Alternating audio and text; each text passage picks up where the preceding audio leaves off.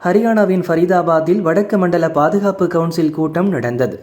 ஹரியானா, பஞ்சாப், ஹிமாச்சல பிரதேசம், ராஜஸ்தான், ஜம்மு காஷ்மீர், டெல்லி முதல்வர்கள் மற்றும் உயர் அதிகாரிகள் பங்கேற்றனர்.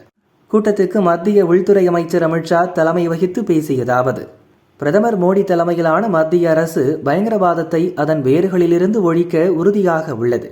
டெல்லி குண்டுவெடிப்பு குற்றவாளிகள் எந்த பாதாள உலகில் இருந்தாலும் அவர்களை விடமாட்டோம்.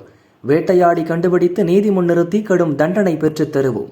வலிமையான மாநிலங்கள் மூலம் வலிமையான தேசத்தை உருவாக்க வேண்டும் என்பது பிரதமர் மோடியின் தொலைநோக்கு பார்வை. அதை களத்தில் செய்து முடிக்க மண்டல கவுன்சில்கள் முக்கிய பங்கு வகிக்கின்றன.